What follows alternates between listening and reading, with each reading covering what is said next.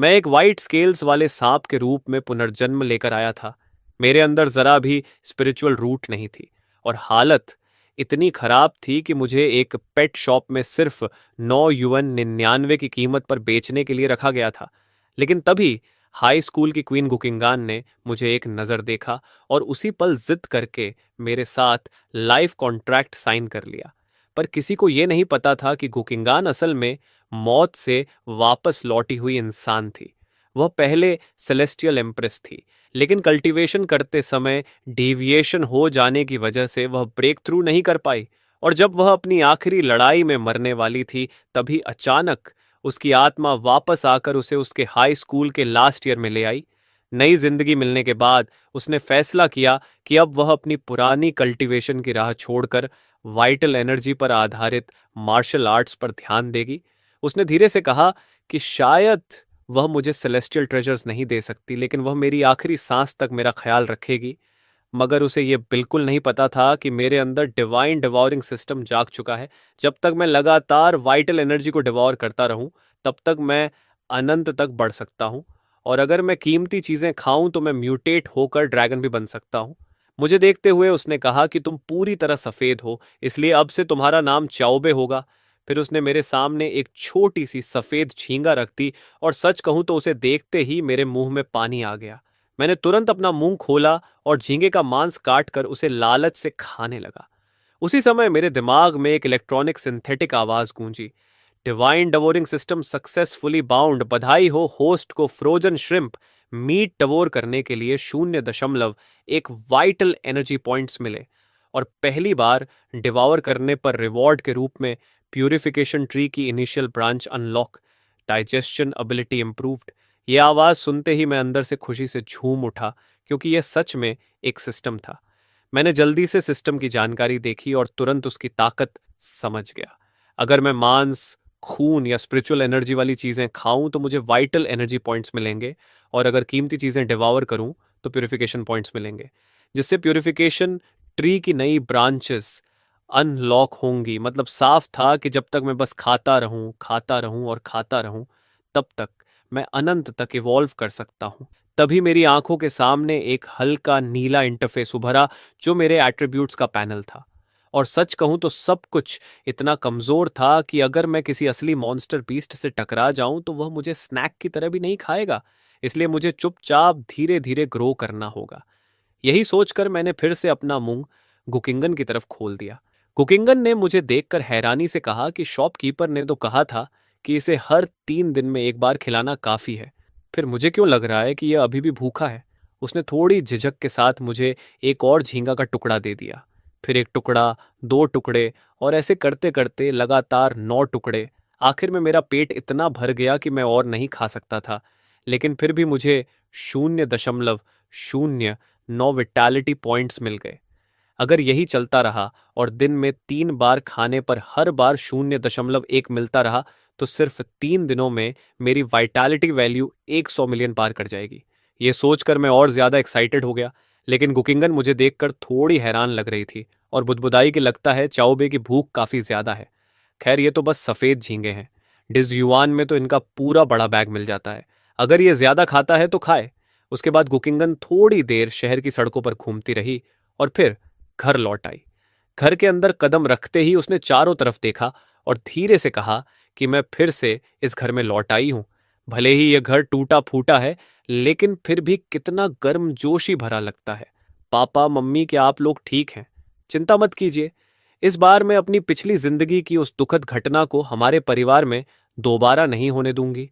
उसकी ये बातें सुनकर मैं, जो अभी तक थोड़ा सुस्त था, अचानक चौकन्ना हो गया और मेरी आंखें आश्चर्य से फैल गईं। 1 मिनट रुकिए मेरी मालकिन। ये तो एक रीइंकारनेटेड पर्सन है, यानी एक ट्रांसमाइग्रेटर और एक रीइंकारनेटेड इंसान एक ही टीम में। सच में कमाल की जोड़ी बन गई। मैंने सिर उठाकर गुकिंगान को देखा और उसी समय उसने भी मुझे देखा। वह धीरे धीरे अपने पिछले जीवन की बातें याद करने लगी और बोली कि पिछले जन्म में उसने बीस्ट मास्टर टैलेंट जगाया था और अपनी सारी ऊर्जा और पैसा लगाकर भी वह मुश्किल से बिगिनर बीस्ट मास्टर बन पाई थी। फिर 40 साल की उम्र में जब उसने flesh and blood martial path अपनाया, तब जाकर वह अर्थ रेल्म तक पहुंची और तियनचाओ की 8वीं अनराइवल्ड एम्प्रेस बनी। लेकिन अच्छी चीजें हमेशा नहीं टिकती। आखिर युद्ध में वह गिर गई और उसे नहीं पता कैसे मरते समय अचानक वह फिर से जिंदा हो गई और वापस अपने हाई स्कूल के आखिरी साल में आ गई। इस बार उसने तय किया कि वह फिर से बीस्ट टेमर की राह नहीं चलेगी। उसने कहा कि उसने मेरे साथ कॉन्ट्रैक्ट सिर्फ दुश्मनों को धोखा देने के लिए किया है और वह अपना सारा पैसा और ऊर्जा flesh and blood martial path पर लगाएगी। और जहां तक मेरी बात है, भले ही वह मुझे सेलेस्टियल ट्रेजर्स देकर मजबूत न बना सके, लेकिन वह पूरी जिंदगी मेरी देखभाल करेगी। सच कहूं तो मैंने कभी नहीं सोचा था कि स्कूल की सबसे खूबसूरत लड़की खुद मुझसे कहेगी कि वह जिंदगी भर मेरा ख्याल रखेगी। पहले होता तो मैं बिना सोचे मान जाता, लेकिन इस वक्त ऐसा लग रहा था जैसे मेरे दिमाग में 10,000 अल्पाका दौड़ रहे हों। ऐसा लग रहा था कि मैं सच में आधी आजादी वाली जिंदगी जीने वाला हूं। खैर, जब हालात ऐसे हैं तो कम से कम पेट भरकर खा तो सकता हूं। ये सोचकर मैंने फिर से मुंह खोलकर गुकिंगन की तरफ देखा। वह एक पल के लिए मेरी हरकत देखकर चौंक गई और बोली कि मैं भी पागल हूं जो एक सांप को इतनी बातें बता रही हूं। अगर तुम्हें भूख लगी है तो खाओ। ये कहते हुए उसने मेरे सामने कुछ और झींगे रख दिए और खुद आराम से बैठकर टीवी देखने लगी। तभी टीवी पर खबर चल रही थी कि हमारे रिपोर्टर के अनुसार हाल ही में लन सिटी में एक अबनॉर्मल बीस्ट दिखाई दिया है, जिसने बीस्ट किंग रेल्म तक पहुंचकर अपनी ताकत काफी बढ़ा ली है और इससे लन सिटी की सुरक्षा को गंभीर खतरा हो सकता है। साथ ही बाहर शिकार करने वाले सभी अवेकंड लोगों को चेतावनी दी जाती है कि बीस्ट किंग्स मानव रूप भी ले सकते हैं, इसलिए वेस्टलैंड में शिकार करते समय अजनबियों से सावधान रहें। यह खबर सुनते ही मैं झींगा चबाना भी भूल गया, क्योंकि अगर बीस्ट किंग्स सच में इंसानी रूप ले सकते हैं तो मेरा दिल जोर जोर से धड़कने लगा। मैं पूरी तरह से हैरान और असमंजस में था। उसी समय गूकिंगान भी टीवी देखते देखते अपने आप से बातें करने लगी। उसने कहा कि इस दुनिया में एबनॉर्मल बीस्ट्स को 9 स्तरों में बांटा गया है, जो वॉरियर्स के 9 स्तरों के बराबर होते हैं। और अगर किसी एबनॉर्मल बीस्ट को बीस्ट किंग के स्तर से ऊपर जाना है तो उसकी वाइटल वैल्यू कम से कम 1 मिलियन होनी चाहिए। यह सुनकर मैंने अपनी खुद की 0.2 वाइटल वैल्यू पर नजर डाली और पूरी तरह चुप हो गया, क्योंकि जिस रफ्तार से मेरी वाइटैलिटी बढ़ रही थी, अगर मुझे मेटामॉर्फोसिस के लिए जरूरी 1 मिलियन वाइटैलिटी पॉइंट्स तक पहुंचना है तो मुझे कम से कम 10,000 साल लग जाएंगे। ये सोचकर मेरा मन अचानक टूट गया और मैं निराश हो गया। लेकिन फिर मुझे याद आया कि मेरे पास सिस्टम है, इसलिए मैंने एक छोटा सा लक्ष्य तय किया। डिवावर करते करते पहले बीस्ट किंग बनना है। इसके बाद मैं लगातार झींगे का मांस खाता रहा और ऐसा पूरे 3 दिन तक चलता रहा। आखिरकार मुझे सिस्टम की तरफ से पहली प्यूरिफिकेशन की नोटिफिकेशन मिली। सिस्टम ने कहा कि लगता है इस श्रिम्प मीट ने अपना काम पूरा कर लिया है। ऐसे में देर करने की जरूरत नहीं। First purification initiated. ये प्यूरिफिकेशन 4 घंटे तक चलेगी। सिस्टम की यह सूचना खत्म होते ही अगले ही पल सब कुछ अंधेरा हो गया और मैं गहरी नींद में चला गया। जब मेरी आंख खुली तो मैं अब लिविंग रूम की छोटी मेज पर नहीं था, बल्कि गुकिंगन के कमरे में था। मेरा पतला सा शरीर एक कुशन पर लिपटा हुआ था और साफ दिख रहा था कि मेरा शरीर 3 दिन पहले से बड़ा हो गया है। मेरी लंबाई अब 30 सेंटीमीटर तक पहुंच चुकी थी। कुकिंगान ने फिर से मुझे झींगे का मांस दिया, लेकिन एक और खाने के बाद सिस्टम में कोई बदलाव नहीं दिखा। इससे साफ था कि श्रिम्प मीट अब मुझे वाइटल वैल्यू नहीं दे सकता। इसलिए मैंने तुरंत अपने मुंह में लिया हुआ टुकड़ा बाहर थूक दिया। मेरी इस अचानक हरकत से कुकिंगन की सुंदर भौहें सिकुड़ गईं। उसने इंस्टिंक्टिवली झींगे को उठाकर सूंघा, लेकिन उसमें कोई अजीब गंध नहीं थी। फिर उसने कहा, लगता है यह इससे ऊब गया है। इसके बाद गुकिंगान ने एक रॉ बीफ का टुकड़ा निकाला और मेरे सामने रख दिया।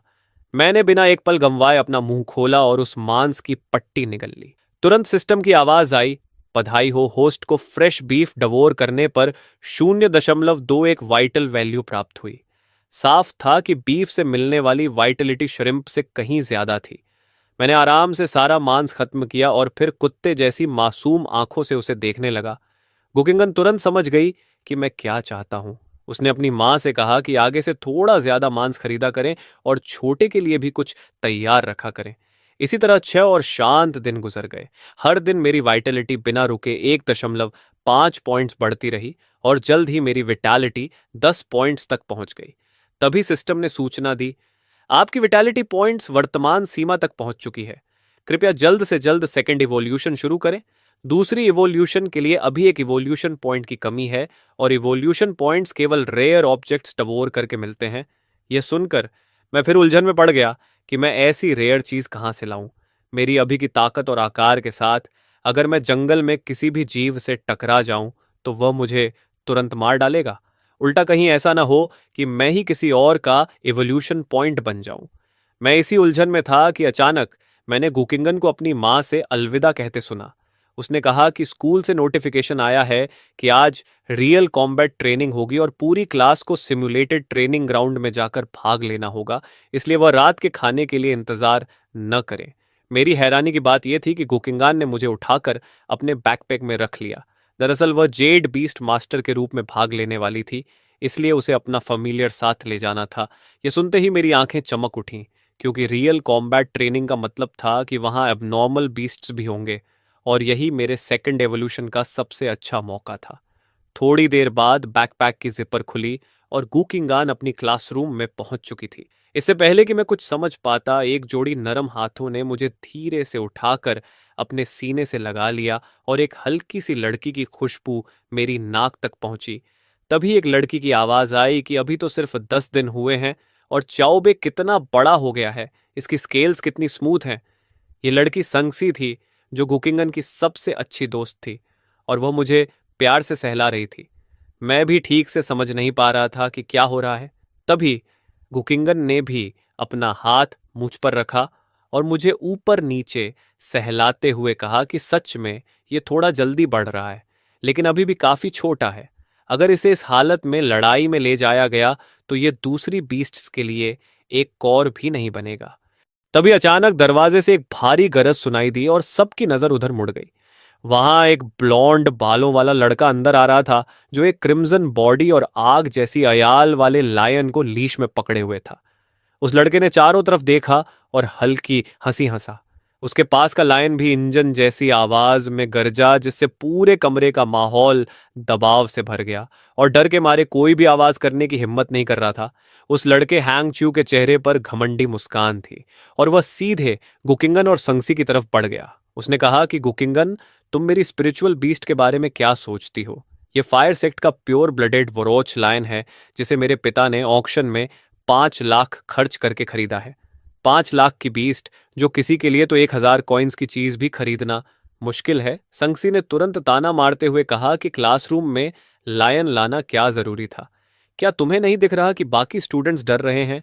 और वैसे भी यह सिर्फ फर्स्ट रैंक सोल्जर बीस्ट है, इसमें इतना घमंड किस बात का? सनर्शी की बातों ने हेंग चू को बुरी तरह शर्मिंदा कर दिया। उसने तिरस्कार भरी नजर से संगसी को देखा और फिर गोकिंगान की बाहों में पड़े वाइट स्केल स्नेक यानी मुझे घूरते हुए कहा कि तो यही तुम्हारी स्पिरिचुअल बीस्ट है। बुरा मत मानना, लेकिन एक बीस्ट मास्टर की पहली स्पिरिचुअल बीस्ट बहुत महत्वपूर्ण होती है। तुमने इतनी लापरवाही से एक साधारण व्हाइट स्पिरिट स्नेक से कॉन्ट्रैक्ट कैसे कर लिया? अगर तुम्हें कोई ठीक बीस्ट नहीं मिल रही थी तो मुझसे कह देती। मैं अपने पिता से तुम्हारे लिए इससे कहीं बेहतर स्पिरिचुअल बीस्ट दिलवा सकता था। लेकिन गुकिंगन ने बस सिर हिलाकर शांत स्वर में कहा, इसकी जरूरत नहीं। फिर उसने मुझे अपनी बाहों में उठाया और सीधे क्लासरूम से बाहर निकल गई। पीछे हैंग चू और उसका लायन वहीं खड़े रह गए, पूरी तरह हैरान और चुप, और हम दोनों पहुंच गए ट्रेनिंग ग्राउंड की तरफ पहुंच गए। क्लास टीचर ने जैसे ही अपने इंस्ट्रक्शंस खत्म किए, सब स्टूडेंट्स ने अपनी अपनी पसंद के हथियार और प्रोटेक्शन गियर चुन लिए और फिर सब अंदर चले गए। पहली नजर में यह जगह बिल्कुल एक नॉर्मल जंगल जैसी लग रही थी, लेकिन जैसे जैसे हम अंदर बढ़ते गए, जो स्टूडेंट्स शुरुआत में साथ साथ चल रहे थे, वे धीरे धीरे अलग अलग फैलने लगे। संगसी, जो आमतौर पर किसी चीज से नहीं डरती थी, इस समय असामान्य रूप से शांत हो गई थी। एक हाथ से वह मुझे पकड़े हुए थी और दूसरे हाथ से गुकिंगन की बाह कसकर पकड़कर बहुत सावधानी से आगे बढ़ रही थी। शायद यह मेरा कोई खास टैलेंट था, क्योंकि यहां मैं सिर्फ स्मेल से ही लगभग 2 से 3 किलोमीटर के दायरे में क्या मौजूद है उसका अंदाजा लगा सकता था। मुझे 3 ऐसी गंध महसूस हो रही थीं जिनसे मेरा खून तक ठंडा पड़ गया। इसका मतलब था कि यह जगह पूरी तरह सुरक्षित नहीं है, लेकिन अभी हर तरफ खतरा भी नहीं फैला है। जब मैंने सिर घुमाकर देखा तो गुकिंगान की आंखों में लड़ने की चमक दिखाई दी, जिससे मुझे काफी भरोसा मिला। तभी अचानक एक तेज सांप जैसी फुफकार ने सन्नाटा तोड़ दिया। मैं एक खास जगह को घूर रहा था। ये देखते ही गुकिंगान सबसे पहले रिएक्ट करने वाली थी। उसने अपनी कलाई झटकी और उसके पास रखा लंबा भाला तुरंत अटैक की पोजीशन में आ गया। भाले की नोक पास की झाड़ी की तरफ तान दी गई। अगले ही पल झाड़ी से लगभग 40 सेंटीमीटर लंबी काले शरीर वाली एक बड़ी मकड़ी बाहर कूदी और सीधे मेरी तरफ झपटी। उसी क्षण जब मेरा शरीर सख्त हो गया, तभी संगसी की तेज चीख मेरे कानों में गूंजी। लेकिन उसकी चीख पूरी भी नहीं हुई थी कि एक अलॉय स्पीयर हवा को चीरते हुए बिजली की तरह आगे बढ़ा। उसकी रफ्तार इतनी तेज थी कि हवा में तीखी सीटी जैसी आवाज निकली और अगले ही पल पीएसएसएसटी की आवाज के साथ वह विशाल मकड़ी, जो अभी एक पल पहले मुझे खाने वाली थी, सीधे गुकिंगान के भाले में आर पार हो गई। पूरा प्रोसेस इतना स्मूथ था कि उसमें एक पल की भी झिझक नहीं थी। उसी समय मुझे सच में विश्वास हुआ कि गुकिंगन सच में किसी एम्प्रेस की रेइनकार्नेशन है, क्योंकि इतनी मजबूत मानसिकता किसी आम स्कूल गर्ल में नहीं हो सकती। मेरा शरीर थोड़ा हिला और मैं रेंगते हुए उस ब्लैक स्ट्राइप्ड पिग वुल्फ की लाश के पास पहुंच गया। मेरे इंस्टिंक्ट ने कहा कि यह क्रिएचर मुझे वही चीज दे सकता है जिसकी मुझे जरूरत है। मैंने एक पल भी नहीं सोचा, सीधे मुंह खोला और उसके सिर में काट लिया। स्वाद कुछ कुछ चिकन जैसा लग रहा था। उसी समय सिस्टम की नोटिफिकेशन आई। बधाई हो होस्ट को, आपने mutant beast black striped pig wolf को डिवावर किया है। प्राप्त वाइटेलिटी पॉइंट्स 0, प्राप्त एवोल्यूशन पॉइंट्स 0.14। यह देखकर मैं खुश हो गया, क्योंकि इसका मतलब था कि मैं सच में एवोल्यूशन पॉइंट्स हासिल कर सकता हूं। अगर एक पैर से 0.1 पॉइंट मिल रहा है, तो अगर मैं सारे पैर खा लूं तो लेवल अप के लिए काफी पॉइंट्स मिल जाएंगे। बस फिर क्या था, मैंने एक एक करके उसकी 8 टांगें निगल ली। आखिर सिस्टम की नोटिफिकेशन बदल गई। बधाई हो, आप सेकंड एवोल्यूशन की कंडीशंस पूरी कर चुके हैं, एवोल्यूशन शुरू की जा रही है। अचानक मेरे शरीर के अंदर से एक भयानक गर्मी उठी और पूरे शरीर में फैल गई। ऐसा लग रहा था जैसे मेरा सारा खून उबलने लगा हो। मैं तो कोल्ड ब्लडेड एनिमल हूं, लेकिन उस समय ऐसा लग रहा था जैसे मेरा शरीर फटने वाला है। संगसी ने मुझे उठाने के लिए हाथ बढ़ाया, लेकिन जैसे ही उसकी उंगलियां मेरी स्किन को छुईं, उसने तुरंत हाथ पीछे खींच लिया। इतना गरम, चाओबे, तुम्हें क्या हो गया? कहीं तुम्हें जहर तो नहीं हो गया? लेकिन गुकिंगन ने भौहें सिकोड़ते हुए संगसी को दोबारा मुझे छूने से रोक दिया। उसने कहा, चाओबे ने सिर्फ टांगें खाई हैं, ये पॉइजनिंग नहीं हो सकती। शायद ये मोल्टिंग कर रहा है। सच में मेरा शरीर सिकुड़ने लगा था और तड़पते हुए मेरी ट्रांसलूसेंट स्केल्स एक एक करके झड़ने लगीं। जितना मैं मरोड़ खाता, उतनी ही पुरानी स्नेक स्केल्स गिरती जाती। कुछ मिनट बाद मेरे पूरे शरीर में फैल रही जलन धीरे धीरे कम होने लगी और आखिर पूरी तरह खत्म हो गई। मैंने राहत की लंबी सांस ली। सिस्टम की आवाज आई, प्यूरिफिकेशन कंप्लीट। बधाई हो होस्ट को सेकंड प्यूरिफिकेशन पूरी करने पर। भले ही मुझे काफी दर्द सहना पड़ा, लेकिन यह सब इसके लायक था। अब मेरी वाइटल एनर्जी लिमिट अनलॉक हो चुकी थी, मतलब मैं आगे भी प्यूरिफिकेशन जारी रख सकता हूं। मैंने मन में सोचा कि परीक्षा सिर्फ 4 घंटे की है और मुझे किसी भी हालत में क्लास में पहला स्थान लेना है, क्योंकि इनाम में मिलने वाली वाइटल एनर्जी पिल मेरे और मेरे मास्टर दोनों के लिए बहुत फायदेमंद होगी। हमारे बीच जो स्पिरिट कॉन्ट्रैक्ट हुआ था, उसके इफेक्ट्स अब धीरे धीरे दिखने लगे थे। मैं अब हल्के हल्के महसूस कर सकता था कि गुकिंगन के दिल में क्या चल रहा है, और जो स्मेल्स पहले थोड़ी धुंधली लगती थीं, अब मैं उनसे मॉन्स्टर्स की एग्जैक्ट पोजीशन तक पहचान सकता था। ये मेरी सेकंड ट्रांसफॉर्मेशन का नया असर था, जिससे मेरी फिजिकल सेंसेस काफी बढ़ गई थीं। गुकिंगान और सुंगसी मेरे पीछे पीछे आ रही थीं और लड़ाइयां अब ज्यादा बार होने लगी थीं। इस ज्यादा घना न होने वाले जंगल में गुकिंगन लगातार लो लेवल म्यूटेंट बीस्ट्स को बेरहमी से खत्म कर रही थी, जबकि सन की पीछे खड़ी बस देख रही थी। मैंने एक ब्लैक फर और रेड आइज वाले रैबिट को डिवॉर करने के बाद अपने एवोल्यूशन पॉइंट से प्यूरिफिकेशन टेक्निक की डाइजेस्शन ब्रांच को अपग्रेड किया। लेकिन इससे पहले कि मैं कुछ और खा पाता, आसमान से अनाउंसमेंट हुई कि प्रैक्टिकल एग्जाम खत्म हो चुका है। लगभग आधे घंटे बाद गुकिंगन मुझे लेकर रिसेप्शन सेंटर वापस आ गई। जैसे ही हांगचू ने उसे आते देखा, वह तुरंत उसके पास दौड़कर आया और बोला, गुकिंगन, मुझे एक 177 पॉइंट्स मिले हैं। बाकी सबका हाईएस्ट सिर्फ 45 पॉइंट्स है। कैसा लगा? इम्प्रेसिव है ना? ये कहते समय उसकी आंखों में घमंड और उम्मीद साफ दिख रही थी। वह चाहता था कि गुकिंगन उसकी तारीफ करे, लेकिन गुकिंगान को इसमें बिल्कुल भी दिलचस्पी नहीं थी। 177 पॉइंट सुनकर उसने बस चुपचाप राहत की सांस ली, फिर ठंडी मुस्कान के साथ अपनी कॉम्बैट रिकॉर्डिंग जमा करने चली गई। तभी संगसी ने हैंगचू की तरफ आंखें घुमाकर कहा, तुम्हारे पिता ने इतनी हाई लेवल स्पिरिचुअल बीस्ट खरीद कर दी और फिर भी इतना कम स्कोर। सच में इतनी शेखी बघारने की हिम्मत सिर्फ तुम में ही हो सकती है। सुनांगसी की बात सुनते ही वांगचू का चेहरा तुरंत बदल गया और उसका ठंडा दिमाग जैसे एक पल में गायब हो गया। वह बोला, भले ही यह स्कोर मुझे मेरे पिता की मदद से मिला हो, लेकिन फिर भी यह पूरी क्लास का सबसे अच्छा स्कोर है। संगसी, सच में तुम ही हो जो इतनी ज्यादा कॉन्फिडेंट हो सकती हो। संगसी ने हल्की मुस्कान के साथ कहा, जब यंग मास्टर इतने कॉन्फिडेंट हैं तो क्यों ना एक बेट लगा लिया जाए। अगर तुम्हारा स्कोर सबसे ज्यादा हुआ तो मैं तुम्हें एक ब्लड रिफाइनिंग पिल और तुम्हारी स्पिरिचुअल बीस्ट के लिए 2 मिक्स्ड ब्लड पिल्स दूंगी। यह सुनते ही वांगचू जोर से हंस पड़ा और बोला, जो स्टूडेंट्स अभी तक अपनी वीडियो सबमिट नहीं किए हैं उनमें सिर्फ तुम और गुकिंगन बचे हो।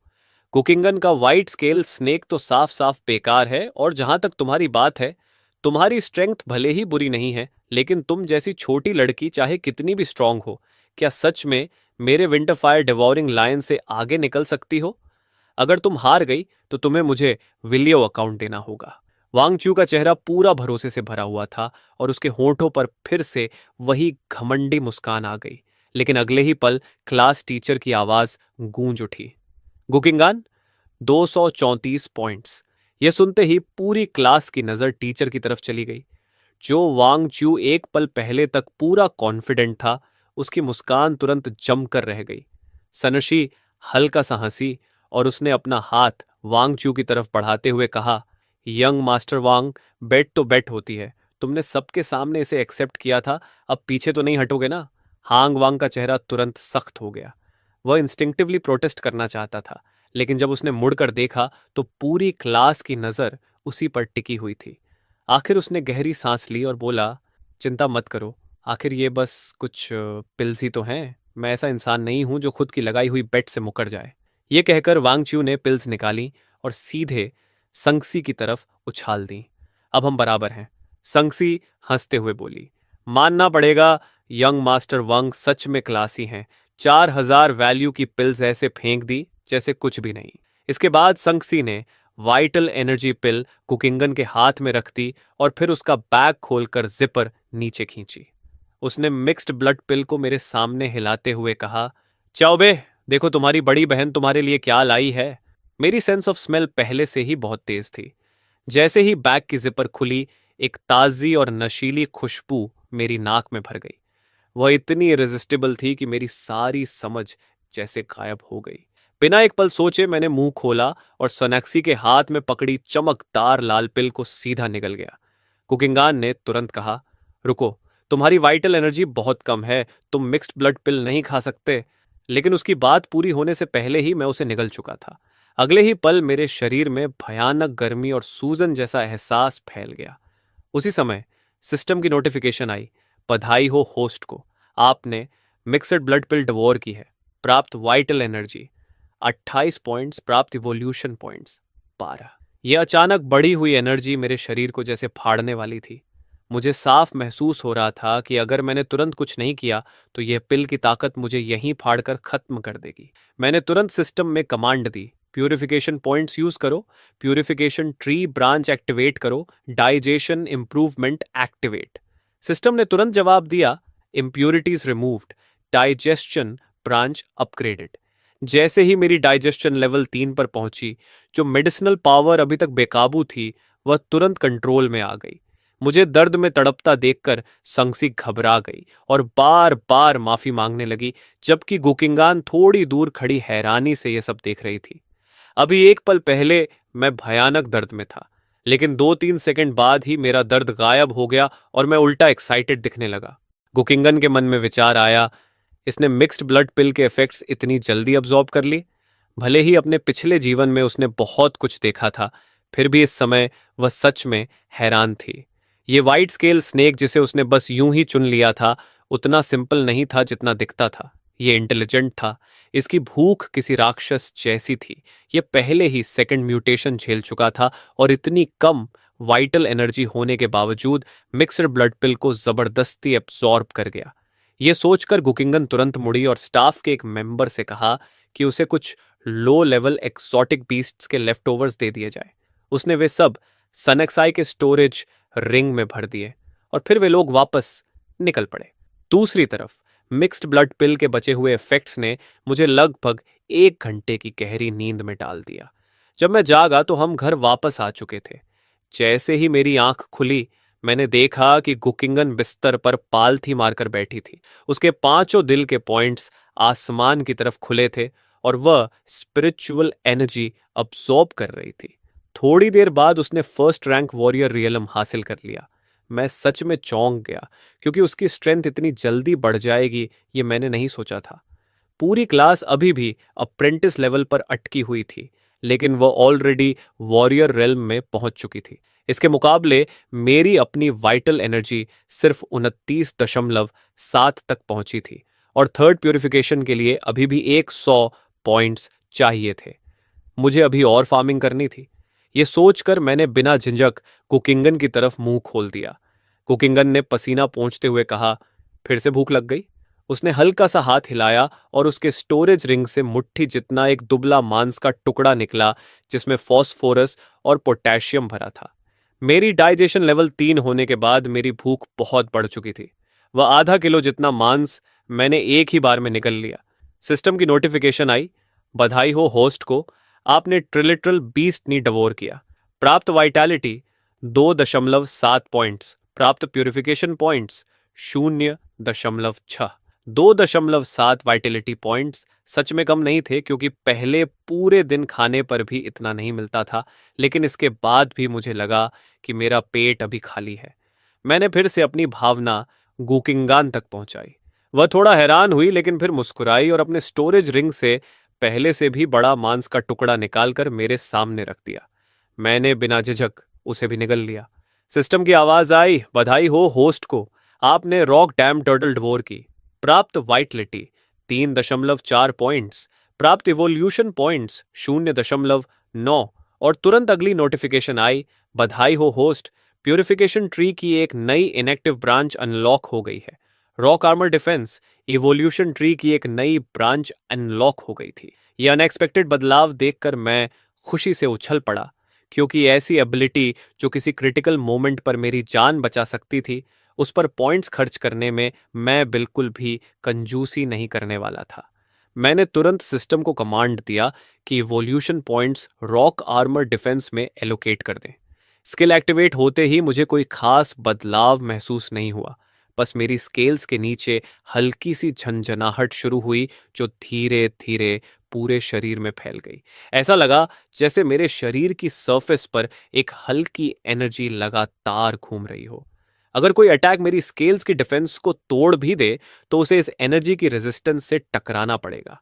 सिर्फ 10 दिनों में मेरा एट्रीब्यूट पैनल पूरी तरह बदल चुका था, और जिस स्पीड से मेरी वाइटलिटी बढ़ रही थी, कुछ ही दिनों में मेरी वाइटलिटी थर्ड एवोल्यूशन के थ्रेशोल्ड तक पहुंचने वाली थी।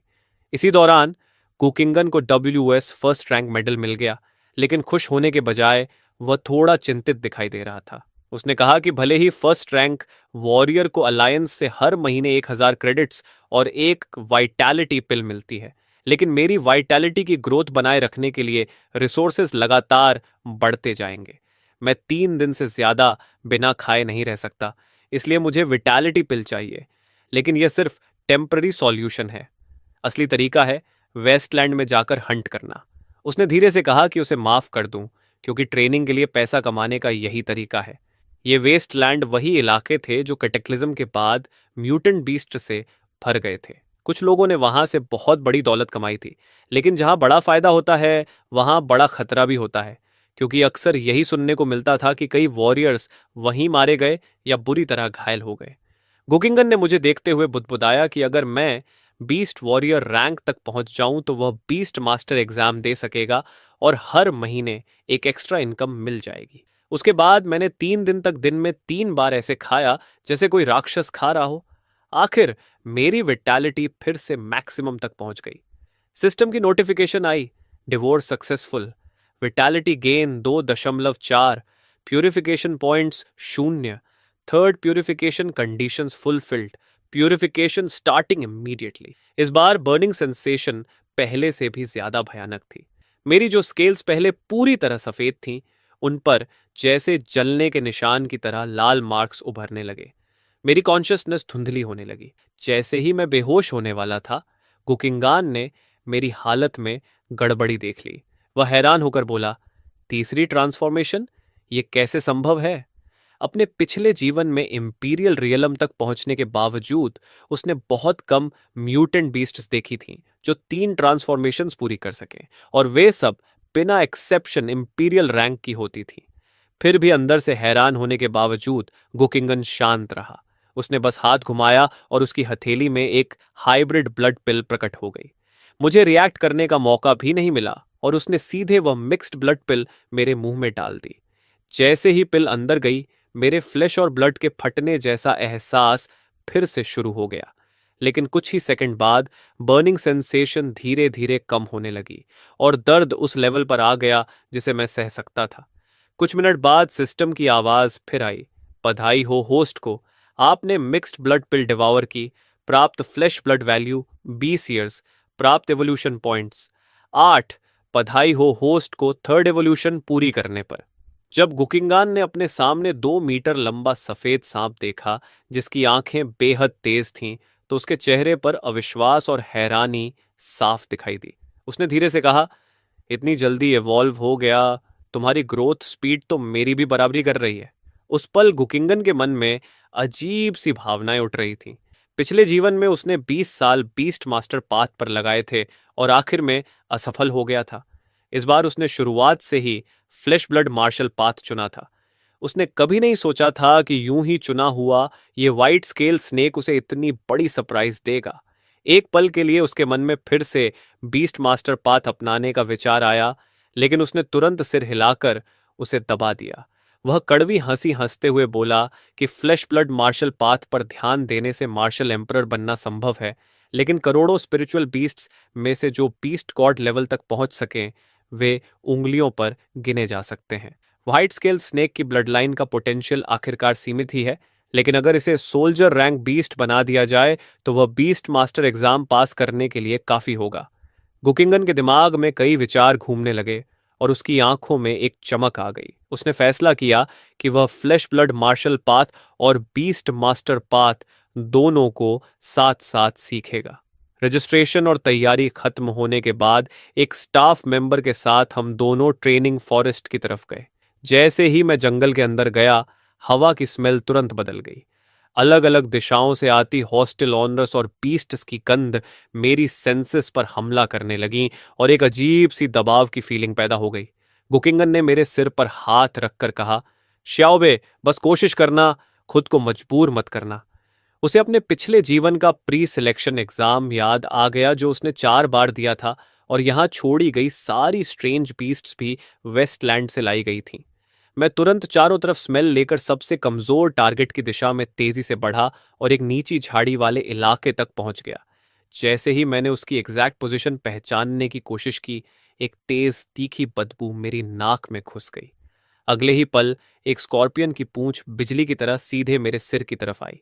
उसकी स्पीड इतनी तेज थी कि मुझे रिएक्ट करने का मुश्किल से समय मिला।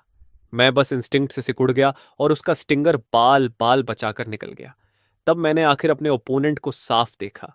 लगभग 50 सेंटीमीटर लंबा जेट ब्लैक क्रीचर, आगे 2 विशाल पिंसर्स और पीछे ऊपर उठी हुई चमकदार लाल डंक वाली पूंछ। और मैं तुरंत समझ गया, ये एक वेनमस स्कॉर्पियन किंग है।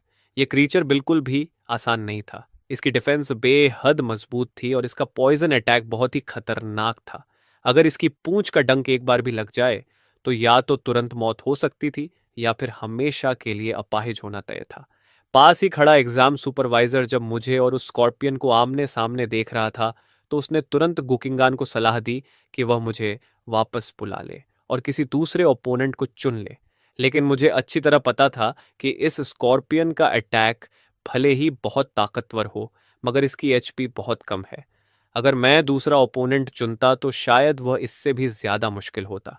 इसके अलावा ये काफ़ी स्लो भी था। इसकी हर स्टिंग अटैक से पहले थोड़ी चार्ज टाइम लगती थी। थोड़ी देर की भिड़ंत में ही मैं उसकी कमजोरी समझ चुका था। अचानक मैंने अपनी पूरी ताकत छोड़ दी और अपना बड़ा शरीर आगे फेंक दिया, सीधा डूदी दवंग की तरफ। ये देखकर डूदी दवंग ने फिर से अपनी पूंछ का डंक मेरी तरफ चलाया। इस बार मैं पूरी तरह अलर्ट था। मैंने एक तेज झटके से उस स्टिंग को बाल बाल बचा लिया। उसी समय मेरी स्पीड अचानक बढ़ गई और मैंने मुंह पूरा खोल दिया, जैसे उसे एक ही बार में निगल जाऊंगा। दुधी दवांग ने देखा कि उसका स्टिंग फेल हो गया है, तो उसने तुरंत अपनी दोनों बड़ी पिंसस से हमला करने की कोशिश की। लेकिन अगले ही पल मेरी स्नेक टेल कोड़े की तरह उसके शरीर के साइड में जोर से पड़ी। वह पूरी तरह चौंक गया और उसका शरीर सीधा उलट गया। वह पलटकर फिर से हमला करना चाहता था, मगर तब तक मैं बिजली की तरह उसके चारों तरफ लिपट चुका था। मेरी 120 से ज्यादा विटैलिटी पॉइंट्स की ताकत लगातार दबाव डाल रही थी। उसका शरीर मरोड़ खाने लगा और उसके कवच से कड़कने और टूटने की आवाज आने लगी। पूरी लड़ाई शुरू से खत्म होने तक मुश्किल से 30 सेकंड चली। इतनी तेज लड़ाई देखकर स्टाफ मेंबर भी हैरान रह गया और बोला, तुम्हारा यह वाइट स्केल स्नेक ये तो कुछ ज्यादा ही इंटेलिजेंट लगता है। जब मुझे यकीन हो गया कि डूदी दवांग मर चुका है, तो मैंने मुंह खोलकर उसकी एक बड़ी पिंसर निगल ली। सिस्टम की आवाज आई, बधाई हो होस्ट को, आपने सोल्जर रैंक बीस्ट डूदी दवांग डिवावर किया। प्राप्त वाइटलिटी 5.4 पॉइंट्स। प्राप्त एवोल्यूशन पॉइंट्स 1। नई skill branch unlock, poison purification. तब मुझे समझ आया कि पॉइजन भी काम का है, क्योंकि अगर स्पेशल एट्रीब्यूट वाले क्रिएचर्स को डवोर किया जाए तो प्यूरिफिकेशन ट्री की नई ब्रांचेस अनलॉक हो सकती है। पूरी लड़ाई मैंने अकेले लड़ी थी। शुरू से अंत तक गुकिंगन ने दखल नहीं दिया, इसलिए इवैल्यूएशन अपने आप पास हो गया। जब मैंने डूदी दवांग का बाकी शरीर भी खा लिया, तब कुकिंगान को बिना किसी परेशानी के जूनियर बीस्ट टमर सर्टिफिकेट मिल गया। स्टाफ मेंबर मुझे ऊपर से नीचे तक घूरने लगा। फिर उसने गुकिंगान से पूछा, क्या यह व्हाइट स्पिरिट स्नेक बेचने के लिए है? मैं इसके लिए 50,000 युएन देने को तैयार हूं। यह रकम सुनकर मैं अंदर ही अंदर दंग रह गया। मैंने सोचा, वाह, मेरी कीमत इतनी हो गई। कभी मेरी कीमत सिर्फ 9 युआन 99 थी और साथ में एक बड़ा पैकेट स्नैक्स भी फ्री मिलता था। सिर्फ 2 हफ्तों में मेरी वैल्यू 5,000 गुना बढ़ गई। लेकिन गुकिंगन के चेहरे पर जरा भी बदलाव नहीं आया। उसने बस सिर हिलाकर मना कर दिया। स्टाफ मेंबर ने फिर भी इंसिस्ट करने की कोशिश की, लेकिन गुकिंगान ने मुझे इशारा किया, चौबे, चलो घर चलते हैं। मुझे सबसे ज्यादा हैरानी इस बात की हुई कि 50,000 युआन की ऑफर के सामने भी उसने एक पल के लिए नहीं सोचा, जैसे उसने मेरे दिल की बात महसूस कर ली हो। गुकिंगान मेरी तरफ मुड़ी और बोली, भले ही 50,000 बहुत बड़ी रकम है, इससे मेरी कल्टीवेशन के काफी खर्च निकल सकते हैं, लेकिन तुम मेरे स्पिरिचुअल कंपेनियन हो और मैं अपने बैटल पार्टनर को कभी बिट्रे नहीं करती। उसके बाद के दिन लगातार ट्रेनिंग और ब्रेक थ्रू से भरे रहे। 20 टेमर बनने के बाद गुकिंगन की कल्टीवेशन के लिए और भी ज्यादा रिसोर्सेज चाहिए थे, और जो सप्लाईज उसे मिल रही थीं वे अब उसकी जरूरतों के लिए काफी नहीं थीं। आखिर 1 महीने की कड़ी ट्रेनिंग के बाद उसने फैसला किया कि वह मुझे लेकर वेस्टलैंड जाएगी। उस समय तक मेरी वाइटैलिटी 500 से भी ऊपर पहुंच चुकी थी। जरूरी हथियार और प्रोटेक्शन तैयार करने के बाद गुकिंगन ने मुझे अपने स्पिरिचुअल पाउच में रखा। अपने पेरेंट्स से विदा लेकर वह वेस्टलैंड जाने वाली ट्रेन में चढ़ गई। हमारी डेस्टिनेशन थी सिटी नंबर 72। वहां हाल ही में बड़े पैमाने पर बीस्ट पर्स यानी क्लीन अप ऑपरेशन हुआ था, इसलिए वहां हाई लेवल म्यूटेंट बीस्ट्स का खतरा कम था और हमारे लिए प्रैक्टिस करने के लिए वह जगह सबसे सुरक्षित थी। लेकिन वेस्टलैंड में सबसे बड़ा खतरा शायद म्यूटेंट बीस्ट्स नहीं बल्कि इंसान होते हैं। Murder, robbery, personal revenge. वहां अगर कोई मर जाए तो बस ये कह दिया जाता है कि वह बीस्ट का शिकार हो गया और कोई इन्वेस्टिगेशन भी नहीं करता। एंट्री रजिस्टर करने के बाद कुकिंगन धीरे धीरे सिटी डब्ल्यू के बाहर फैले मैदान में आगे बढ़ गई। जब शहर की परछाई पीछे धुंधली हो गई, तब उसने मुझे फॉरेस्ट एज पर बाहर निकाला और कहा, हमारी एक्टिविटी रेंज शहर से 100 किलोमीटर के अंदर ही रहेगी। अब तुम्हारी बारी है। मैंने बस एक गहरी सांस ली और हवा में तैरती हल्की गंध को तुरंत पकड़ लिया। थोड़ी देर सोचकर मैं आगे बढ़ गया और गुकिंगन मेरे पीछे पीछे आने लगी। हम मुश्किल से 1 किलोमीटर ही आगे बढ़े थे कि हमारे सामने 1.5 मीटर से भी बड़ा एक विशाल छिपकली जैसा मॉन्स्टर आ गया। गुकिंगान ने कहा कि यह टिएगियक्स है, एक फर्स्ट रैंक सोल्जर बीस्ट जिसकी लाइफ लगभग 300 एचपी है और जिसकी स्केल्स से रैंक 1 डिफेंसिव इक्विपमेंट बनाया जा सकता है, जिसकी कीमत करीब 2000 होती है। उसकी बात खत्म होते ही गुकिंगन अपनी लॉन्ग स्पीयर लेकर उसके साइड से अटैक करने दौड़ पड़ी। मैंने लगातार फुफकारते हुए उस टीगियोक्स का ध्यान अपनी तरफ खींचा। जैसे ही गुकिंगन उससे 10 मीटर के अंदर पहुंची, मैंने अचानक जोर से आगे झपट्टा मारा ताकि उसका ध्यान पूरी तरह भटक जाए। उसी पल गुकिंगान के हाथ की अलॉय स्पीयर चमकी और उसकी नोक बिजली की तरह टिएगियुक्स के शरीर के सबसे कमजोर हिस्से, उसकी फ्रंट लेग जॉइंट में घुस गई। दर्द से चीखते हुए टिएगियुक्स पागल हो गया और बेतहाशा पलटवार करने की कोशिश करने लगा, लेकिन कुछ ही कदम दौड़ने के बाद उसका भारी शरीर जमीन पर गिर पड़ा। लगभग 10 सेकंड बाद उसमें जरा भी जान बाकी नहीं रही। जेब में 2000 अलायंस कॉइन्स लेकर उसने जूची के टिएगी की खोल को अपने स्टोरेज रिंग में रख दिया। फिर वह मुड़ी और उसी दिशा में आगे बढ़ती रही। ज्यादा देर नहीं हुई थी कि हमें 1400 अलायंस क्रेडिट्स की कीमत वाली एक जूलियन दाओतंग और 3200 अलायंस क्रेडिट्स के बीजे वुगोंग मिल गए और इसी तरह पूरी सुबह बीत गई। मैंने कुल मिलाकर 6660 क्रेडिट्स के फर्स्ट हैंड मटेरियल्स इकट्ठा कर लिए थे। अगर सब कुछ प्लान के मुताबिक रहा तो आज मैं 10,000 क्रेडिट से भी ज्यादा के मटेरियल्स बेच पाऊंगा। ये सोचते ही आमतौर पर शांत रहने वाला बकनगन हल्का सा मुस्कुरा दिया। आज सब कुछ इतना अच्छा इसलिए हुआ क्योंकि मेरे पास अजीब बीस्ट्स की ताकत और उनकी दिशा का अंदाजा लगाने की क्षमता थी। लेकिन इसके बावजूद सूरज ढलने से पहले हमें हर हाल में डब्ल्यू सिटी वापस लौटना होगा, क्योंकि रात में स्ट्रेंज बीस्ट्स और भी ज्यादा खतरनाक हो जाती हैं। आखिरी टुकड़ा बेयन पैंथर का मांस निगलने के बाद सिस्टम फिर से चमक उठा और दिखाया, बधाई हो, आपने बीस्ट सोल्जर और बेयन पैंथर को खाकर 6.2 वाइटैलिटी पॉइंट्स प्राप्त किए हैं और आपको 1.3 एवोल्यूशन पॉइंट्स मिले हैं। इसके बाद मैंने अपने स्टेटिस्टिक्स में पॉइंट्स जोड़ने शुरू किए। कुछ एडजस्टमेंट्स के बाद मेरा स्टैट पैनल पूरी तरह बदल चुका था। पहले जो एनर्जी का जाल मेरी स्केल्स के नीचे बह रहा था, वह अब और भी ज्यादा साफ और घना दिखाई देने लगा था। अब मेरे ही लेवल की स्ट्रेंज बीस्ट्स के लिए मुझे गंभीर नुकसान पहुंचाना बहुत मुश्किल होगा। लेवल 2 पॉइजन तो और भी खतरनाक था।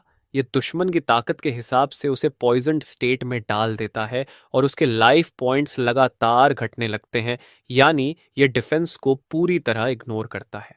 अगर मैं किसी बीस्ट गॉड को भी काट लूं तो उसकी लाइफ भी कम हो जाएगी। हालांकि कितने शहर बर्बाद होंगे और क्या उसके बाद मैं खुद मारा जाऊंगा या नहीं, यह अलग सवाल था। हमने कोई आराम नहीं किया और दोपहर में भी शिकार जारी रखा, लेकिन इस बार सुबह जितनी किस्मत नहीं रही। पूरे दोपहर में हमें सिर्फ एक टिएगक्सी मिला और उसके अलावा कुछ भी हाथ नहीं लगा। जब देखा कि सूरज डूबने वाला है तो हमें मजबूर होकर डब्ल्यू सिटी लौटना पड़ा।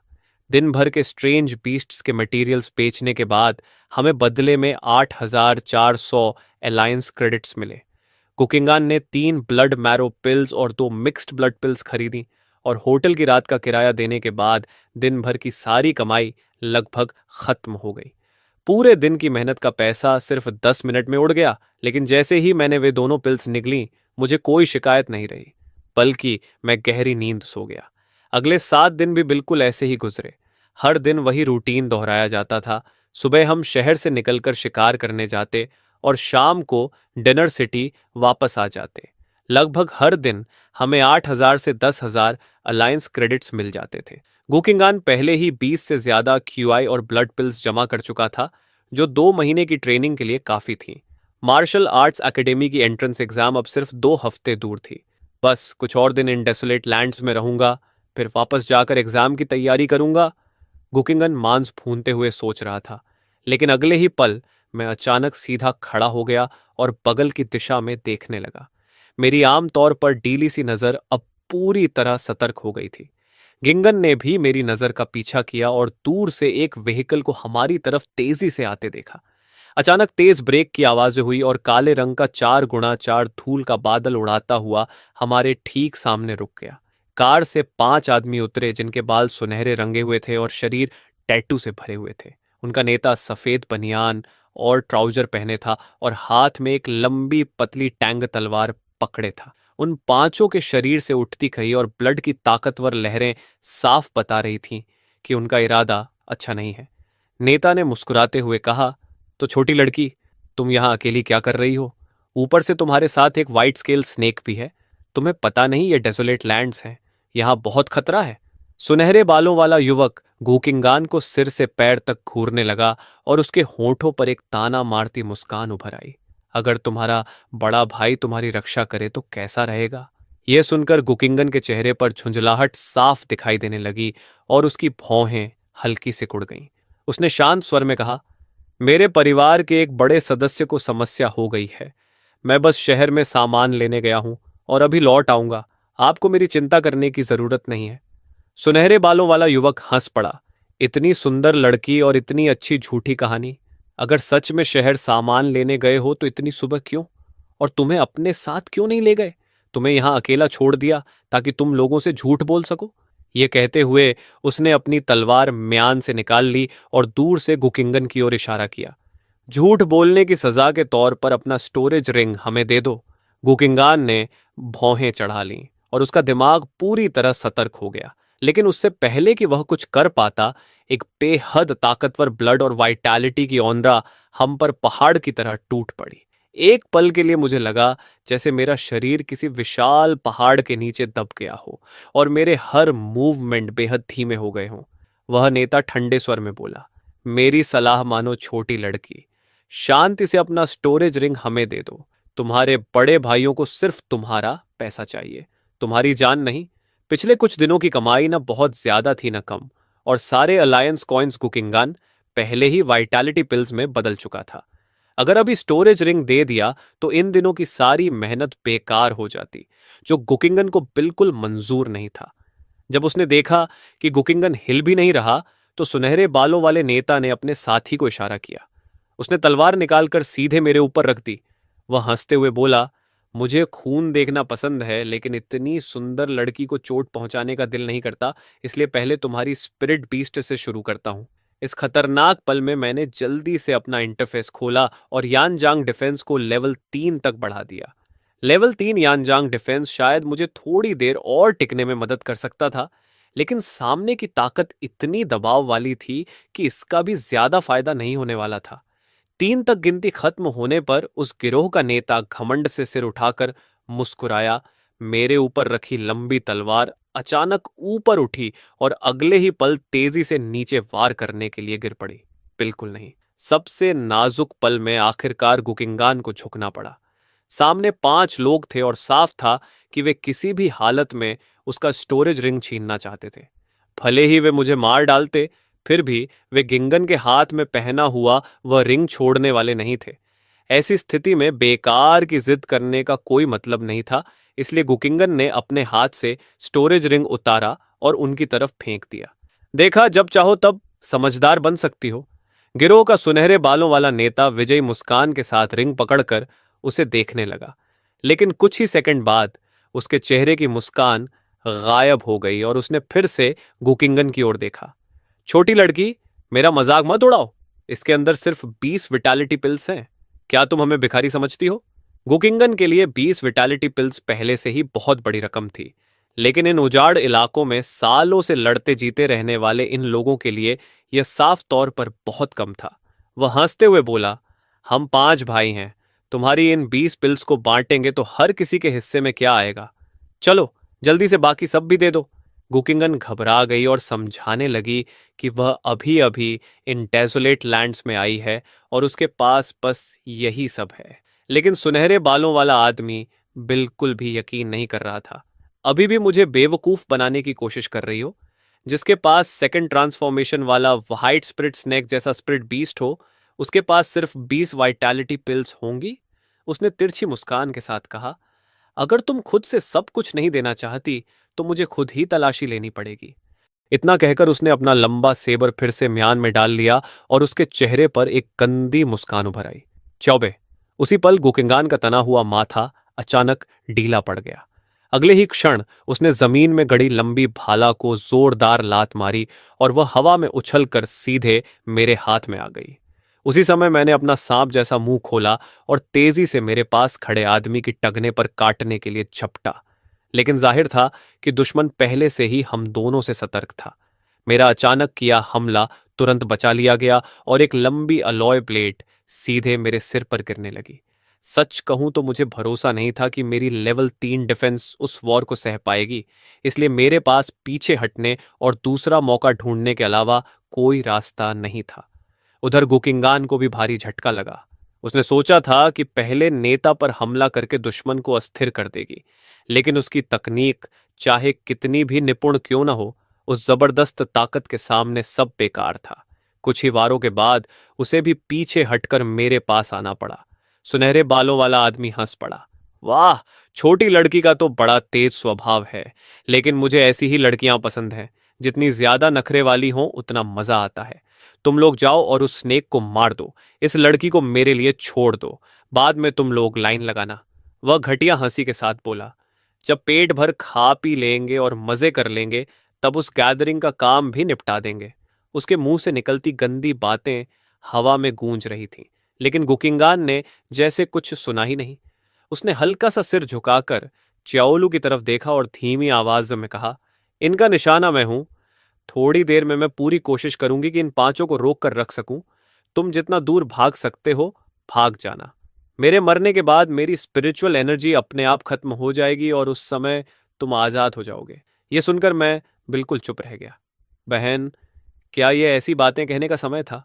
मुझे नहीं पता था कि गुकिंगन कितनी देर टिक पाएगी, लेकिन एक बात पक्की थी, जैसे ही यह गिरोह उसे मार देगा, मेरे पास बचने का कोई मौका नहीं रहेगा, चाहे मेरे पास पंख ही क्यों ना हो। अगर ऐसा ही है तो क्यों ना आखिरी दम तक लड़ लिया जाए। अगर मैं एक को भी अपने साथ कब्र में ले गया तो बराबरी हो जाएगी, और अगर दो को ले गया तो पूरा फायदा ही फायदा है। मैंने उन चारों आदमियों पर नजर दौड़ाई और लगातार स्थिति का विश्लेषण करता रहा। वे धीरे धीरे करीब आ रहे थे और लड़ाई किसी भी पल शुरू हो सकती थी। लेकिन ठीक उसी समय दूर से एक और गाड़ी दिखाई दी। ये सब झमेले वाले लोग कहाँ कहाँ से आ जाते हैं। सिर्फ 30 सेकंड में नया चार बाय चार आकर सबके सामने रुक गया। धीरे धीरे पैसेंजर साइड की खिड़की नीचे हुई और अंदर से एक लड़की का चेहरा दिखाई दिया, जो किगन से बस 1-2 साल बड़ी होगी। बस एक नजर ने ही मुझे भारी दबाव महसूस करा दिया। एक थर्ड रैंक मार्शल आर्टिस्ट। पांचों सुनहरे बालों वाले लोगों के चेहरे अचानक सख्त हो गए। यह तो सिर्फ एक बीस्ट जनरल का मामला था, ये औरत यहां कैसे आ गई? उनमें से एक बोला, छोड़ो, निकलते हैं यहां से, जल्दी टारगेट की तरफ बढ़ो, नहीं तो कोई और पहले पहुंच जाएगा। साफ था कि उस लड़की के अचानक आने से उनके सारे प्लान खराब हो गए थे। जब मैंने देखा कि वे पांचों जाने की तैयारी कर रहे हैं, तो मैंने मन ही मन राहत की सांस ली। लेकिन गुकिंगन ऐसा नहीं सोच रही थी। उसने आवाज लगाई, लॉर्ड जैन, 1 सेकंड रुकिए। जो 4x4 अभी चलने वाला था वह अचानक रुक गया। पैसेंजर डोर खुला और काले टाइट सूट में एक लड़की नीचे उतरी, जिसकी कमर पर 2 छोटी डैगर्स बंधी हुई थीं। उसके साथ सिल्वर आर्मर पहने एक आदमी भी उतरा, जिसके छोटे बाल, मजबूत शरीर, चौकोर चेहरा और सख्त भाव थे, जिनमें कोई भावना दिखाई नहीं दे रही थी। वह महिला कुछ नहीं बोली, बस उसकी नजर वहां मौजूद सभी लोगों पर घूमी और आखिर में गुकिंगान पर रुक गई। उसने शांत स्वर में पूछा, तुम मुझे जानती हो? उसके चारों तरफ एक खामोश लेकिन डरावना दबाव फैला हुआ था। न सिर्फ वह एक थर्ड रैंक मार्शल आर्टिस्ट थी, बल्कि उसकी ची और ब्लड की लहरें हम सब में सबसे ज्यादा शक्तिशाली थीं। गुकिंगन ने जल्दी से अपना परिचय दिया। मैं च्वीमू प्रिपरेटोरी एकेडमी के प्रोफेसर गुसलन की बेटी हूँ। मैंने आपको और लॉर्ड जाओ को चिमू कैंपस में पहले देखा है। मैं भीतर ही भीतर हैरान था। कुकिंगान, तुम्हारे माता पिता तो आम लोग होने चाहिए। इस वाक्य में तुम्हारे पिता के नाम के अलावा एक भी बात सच नहीं है, लेकिन सामने खड़े दोनों लोगों को इसमें कुछ अजीब नहीं लगा। जान नाम की महिला ने सोचते हुए सिर हिलाया और बोली, तो तुम हमारी जूनियर हो। यह सुनकर मैं लगभग हंस ही पड़ा। इतना साफ झूठ जिसमें कई खामियां थीं, फिर भी उस औरत ने उसे मान लिया, और यहां तक कि वे पांचों रंगे बालों वाले गुंडे भी इस बात पर पूरी तरह विश्वास कर बैठे। आखिर च्वीमू एकेडमी के प्रोफेसर की बेटी को खुले मैदान में अपमानित करना आसान नहीं था, क्योंकि अगर उस बूढ़े को पता चल जाता तो वह शायद हमें लगातार शिकार करवाता। ये सोचकर उन पांचों ने एक दूसरे की ओर देखा। वे लोग धीरे धीरे चुपके से अपने 4x4 की तरफ पीछे हटने लगे, लेकिन उनकी यह चाल वहां मौजूद लोगों की नजर से बच नहीं पाई। मेरे पिता अक्सर मुझे मार्शल आर्ट्स एकेडमी के सीनियर जोलंग और जानलान के बारे में बताते थे। वे कहते थे कि वे हमेशा न्याय के साथ खड़े रहते हैं और अन्याय बिल्कुल सहन नहीं करते।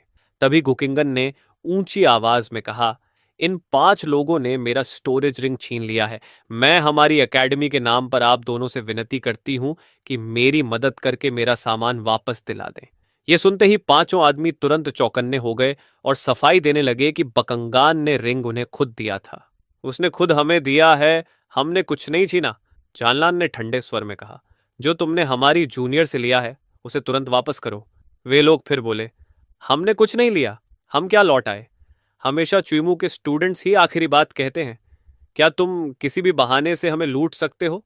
सुनहरे बालों वाला नेता अभी अपनी बात पूरी भी नहीं कर पाया था कि जानलान ने अपने खंजर की मूठ पर हाथ रख दिया और सख्त आवाज में बोली, चुईमू के स्टूडेंट्स तुम्हारी तरह नीच नहीं होते और हम किसी से अपमान सहन नहीं करते। अगर तुम वापस नहीं करना चाहते तो देखते हैं कि तुम उस रिंग को संभाल भी पाते हो या नहीं। ये सुनते ही पांचों लोग तुरंत डिफेंसिव हो गए। उनका नेता बोला, जानलन, हद मत पार करो। ज्यादा से ज्यादा लड़ाई होगी और उसमें तुम्हें भी कुछ हासिल नहीं होगा। सोच लो, एक साधारण स्टोरेज रिंग के लिए क्या सच में इतना बड़ा जोखिम उठाना जरूरी है? लेकिन उसकी बात खत्म होने से पहले ही जनलान ने अपनी दोनों डैगर्स निकाल ली और उसके बगल में खड़े जौलांग ने भी तेजी से एक बेहद कीमती एलॉय सेबर निकाल लिया। जब उन्होंने देखा कि सामने वाले सच में लड़ने के लिए तैयार हैं, तो सुनहरे बालों वाला आदमी 2 सेकंड तक चुप रहा। फिर गुस्से में उसने स्टोरेज रिंग गुकिंगन की तरफ फेंक दिया और बोला, आज का यह अपमान UIAO टीम कभी नहीं भूलेगी। इसकी कीमत तुम्हें चुकानी पड़ेगी। इतना कहकर वह मुड़ा, गाड़ी में बैठा और अपने साथियों के साथ वहां से चला गया।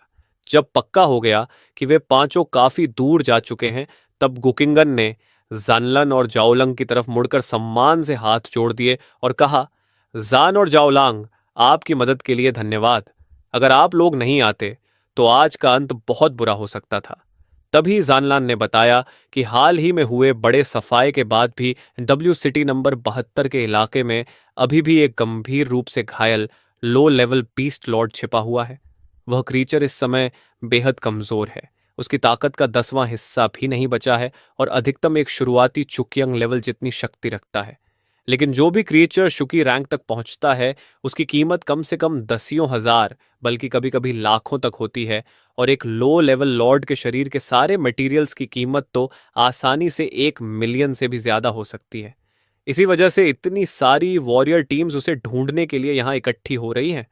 यह सुनकर गुकिंगान की आंखें चमक उठीं और वह जनलान और जाओलंग को टीम बनाने का प्रस्ताव देने ही वाला था कि जानलान ने हाथ उठाकर उसे रोक दिया, क्योंकि उसके हिसाब से गुकिंगान जैसा first rank intermediate level warrior बस एक बोझ ही साबित होगा। लेकिन गुकिंगान हार मानने वाला नहीं था। उसने कहा, यह बीस्ट लॉर्ड बहुत चतुर है और उसके पास समझ भी है। अगर उसे पता चल गया कि उसकी लोकेशन पकड़ी जा चुकी है तो वह जरूर किसी सुरक्षित जगह पर चला जाएगा। डिस्ट्रिक्ट नंबर 054 एक बहुत बड़ा नहीं है, लेकिन उसका डायमीटर 20 किलोमीटर से ज्यादा है। जानलान, क्या आप यकीन से कह सकती हैं कि हम उसे बाकी टीम से पहले ढूंढ पाएंगे? फिर उसने मेरी तरफ इशारा करते हुए कहा, मेरी स्प्लिट बीस्ट हवा में मौजूद म्यूटेंट बीस्ट्स की गंध पकड़ सकती है। यह न सिर्फ उनकी ताकत का अंदाजा लगा सकती है, बल्कि उनकी लोकेशन भी बता सकती है। यह सुनकर जानलान और ज्वालंग दोनों ने उत्सुकता से मेरी तरफ देखा। फिर जानलन बोली, लेकिन गुकिंगन, तुम्हें पता होना चाहिए कि अगर हम तुम्हें साथ भी ले जाएं, तो भी आखिर में तुम्हें कोई हिस्सा नहीं मिलेगा। इन डेजलेट लैंड्स में रिवॉर्ड्स कंट्रीब्यूशन के हिसाब से मिलते हैं और तुम्हारी कॉम्बैट पावर और तुम्हारे वाइट स्किल स्नेक की ताकत बहुत सीमित है। तुम लड़ाई में मदद नहीं कर पाओगे, उल्टा हमें तुम्हारी रक्षा के लिए ध्यान बांटना पड़ेगा। कुकिंगन ने तुरंत सिर हिलाया। चिंता मत कीजिए सिस्टर, मुझे नियम पता है। मैं सिर्फ अनुभव लेने के लिए आपके साथ जाना चाहता हूं, मेरा कोई और इरादा नहीं है। उसकी आवाज बेहद सच्ची लग रही थी, लेकिन उसकी असामान्य हिम्मत ने मुझे महसूस कराया कि कहीं ना कहीं कुछ गड़बड़ है। हालांकि जानलन को इसकी ज्यादा परवाह नहीं थी। उसने कहा, ठीक है तो हम साथ चलेंगे, लेकिन याद रखो हम एक लॉर्ड का सामना करने जा रहे हैं। अगर कुछ अनहोनी हो गई तो उसकी जिम्मेदारी तुम्हें खुद उठानी होगी। इस तरह 3 लोगों और एक स्नेक की हमारी अस्थाई टीम बन गई और हम सब मिलकर डेजलेट लैंड्स की गहराई में आगे बढ़ गए। हमारी मंजिल डिस्ट्रिक्ट नंबर 0541 थी, जो पहले एक बड़ा इंडस्ट्रियल सिटी हुआ करता था, लेकिन कैटाक्लिज्म के बाद वह पूरा इलाका एक विशाल इंडस्ट्रियल रुइन में बदल चुका था। मुख्य शहर से करीब 10 किलोमीटर दूर पहुंचने पर हमने फैसला किया कि गाड़ी यहीं छोड़ दें ताकि हमारी मौजूदगी से टारगेट या दूसरी टीम्स सतर्क न हो जाए। तभी गुकिंगान ने हाथ उठाकर मुझे जंगल के किनारे से बाहर आने का इशारा किया और कहा, चाओ, कोशिश करके देखो कि तुम उसे ढूंढ सकते हो या नहीं। डांसर सिटी की हवा से अलग यहां मैं जिन म्यूटेंट बीस्ट की गंध महसूस कर सकता था, उनकी संख्या कहीं ज्यादा थी और हर गंध अलग अलग जानकारी दे रही थी। इतने सारे डेटा को प्रोसेस करना आसान नहीं था। 2 मिनट तक बिल्कुल स्थिर रहने के बाद मैंने हल्के से सिर हिला दिया। मेरी इस हरकत ने तुरंत जानलन और जाओलंग का ध्यान खींच लिया। जाओलंग ने हैरानी से कहा, क्या यह वाइट स्केल स्नेक सच में इतनी समझ रखता है? इतनी बुद्धिमान क्रीचर तो बीस्ट टेमर एकेडमी में भी बहुत दुर्लभ होती है। उनकी तारीफ सुनकर गुकिंगान बस हल्का सा मुस्कुरा दिया और बोला, लगता है हमें और अंदर जाना पड़ेगा। फिर हम तीनों शहर के केंद्र की ओर बढ़ते गए, लेकिन पूरे 3 घंटे गुजर गए और उन्होंने लगभग पूरा अर्बन एरिया छान मारा। फिर भी अपने लक्ष्य का कोई निशान नहीं मिला। तब गुकिंगन खुद को रोक नहीं पाया और बोला, जानलन, क्या आप पक्का कह सकती हैं कि वह डिस्ट्रिक्ट 0541 में ही है? क्योंकि अब तक मेरा सूंघने वाला अंदाजा कभी गलत नहीं हुआ था, इसलिए इस बार भी मुझे पूरा यकीन था। सुबह के वक्त कई फाइटर टीमों ने इस काउंटी में उस रीकन बीस्ट को देखा था। जान ने हल्का सा भौहें सिकोड़ी और उसकी नज़र काउंटी 0541 के मैप पर टिकी हुई थी। यह रीकन बीस्ट बुरी तरह घायल थी, इसलिए उसके पीछे हटने का फैसला करने की संभावना लगभग नहीं थी। फिर भी कई फाइटर टीमों ने पूरे शहर को ऊपर से नीचे तक छान मारा था, लेकिन उसे ढूंढ नहीं पाए। जब तक कि एक दूसरे की तरफ देखते ही गुकिंगन और जानलैंड एक साथ बोल उठे, कैटाक्लिज्म से पहले की खदानें। इस शहर के अमीर मिनरल रिसोर्सेज को 50 साल तक लगातार निकाला गया था, जिसके बाद यहां अनगिनत माइनिंग टनल रह गई थीं, जो इतनी बड़ी थीं कि उनमें एक रिकॉन बीस्ट आसानी से अपनी गतिविधियां छिपा सकती थी। तीनों इंसान और वह सांप चुपचाप शहर के मुख्य इलाके से निकलकर मैप पर दिखाए गए माइनिंग जोन की तरफ बढ़ गए, लेकिन खदानों के अंदर की स्थिति गुकिंगन और बाकी लोगों की कल्पना से कहीं ज्यादा जटिल निकली। जिन 2 टनल्स को हमने एक एक करके जांचा था, वे कैटास्ट्रोफी की वजह से पहले ही ध्वस्त हो चुकी थीं। इससे भले ही कुछ गलत सुराग हट गए, लेकिन हमारा कीमती समय भी बर्बाद हो गया। रास्ते में हम कई दूसरी फाइटर टीमों से भी टकरा चुके थे।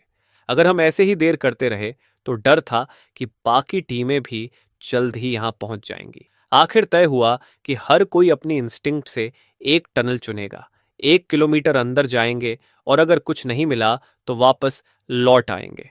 अगर इन 3 टनल्स में भी कुछ नहीं मिला तो संभव है कि बाकी टीमें हमसे पहले उस रिकॉन बीस्ट को ढूंढ लें, और तब इसका मतलब होगा कि यह रिकॉन बीस्ट हमारे नसीब में नहीं थी। जानलन उन लोगों में से नहीं था जो फैसले लेने में हिचकिचाते हैं, इसलिए उसने तुरंत निर्णय लिया और मैप पर एक टनल चुन ली। जॉइंग ने भी मैप पर एक टनल चुन ली। फिर उसने कहा, सिस्टर गू, अब तुम्हारी बारी। गिंग थोड़ी हैरान दिखी, लेकिन उसने ज्यादा देर नहीं लगाई और मैप को एक नजर देखने के बाद सबसे दक्षिण की टनल चुन ली, जो हमारी वर्तमान स्थिति से सबसे दूर भी थी। इसके बाद तीनों ने अपनी अपनी जांच शुरू कर दी। झानलान और जौलियांग की चुनी हुई टनल में से एक में किसी भी एबनॉर्मल बीस्ट का कोई निशान नहीं मिला, जबकि दूसरी पहले ही ढह चुकी थी। अब सिर्फ एक ही टनल बची थी, सबसे दूर वाली, जिसे गुकिंगान ने चुना था। हम तीनों और वह सांप उस टनल के मुहाने पर खड़े थे और उसके अंधेरे डरावने मुंह को देख रहे थे। पता नहीं क्यों मुझे अचानक एक अजीब सी घबराहट महसूस होने लगी, जैसे मेरे अंदर कोई आवाज मुझे यहां से भाग जाने को कह रही हो। ये एहसास बाकी टनल्स के सामने महसूस हुए एहसास से बिल्कुल उल्टा था। क्या सच में ऐसा हो सकता है कि 3 में से एक मौके में गुकिंगान ने सही जगह चुन ली हो? मैंने हल्का सा सिर घुमाकर गुकिंगान की तरफ देखा, लेकिन उस समय उसके चेहरे पर कोई भाव नहीं था। वह बस टनल के मुहाने को घूर रही थी, जैसे किसी गहरी सोच में हो। मुझे समझ नहीं आ रहा था कि वह क्या सोच रही है। चलो अंदर चलते हैं। जाओ ने एक ताकतवर टॉर्च निकाली और सबसे पहले टनल के अंदर चला गया। बाकी लोग उसके पीछे पीछे चले। 100 मीटर, 300 मीटर, 500 मीटर। जैसे जैसे हम अंदर बढ़ते गए, मुझे अचानक कुछ अजीब महसूस हुआ और मेरा शरीर अनजाने में ही सख्त हो गया। भले ही यह प्रतिक्रिया बहुत हल्की थी, लेकिन मुझे पूरा यकीन था कि यह जो ताकतवर लाइफ एनर्जी फ्लक्चुएशन है, वह किसी भी सामान्य बीस्ट से नहीं आ सकती। मुझे कुछ कहने की जरूरत ही नहीं पड़ी, क्योंकि गुकिंगन ने पहले ही मेरी बेचैनी को नोटिस कर लिया था। उसने धीमी आवाज में बाकी दोनों की तरफ देखा और फिर मुझसे पूछा, चौबे, तुम्हें कुछ मिला क्या? यह सुनते ही जन और जाओ लियांग दोनों चौंक गए और उनके चेहरे पर शक और उम्मीद का मिला जुला भाव आ गया। शुरू में उन्होंने बस इतना सुना था कि मैं नॉर्मल बीस्ट्स को ट्रैक कर सकता हूं, इसलिए उन्होंने कुकिंगन को मुझे साथ लाने की इजाजत दी थी। लेकिन किसने सोचा था कि आखिरकार सच में कुकिंगान के फैसले की वजह से ही हम इस रीकन बीस्ट को ढूंढ लेंगे। जाहिर है जो अग्रीमेंट हमने निकलने से पहले किया था वह अब मायने नहीं रखता था। जिनलान ने धीरे से गुकिंगन से कहा, पहले इस लॉर्ड को संभाल लेते हैं, बाकी बात वापसी पर करेंगे। गुकिंगन ने अपना हाथ घुमाया और स्टोरेज रिंग से 2 पिल्स निकालकर मुझे दे दी। लूशिया, हमें इसे ढूंढने में मदद करो।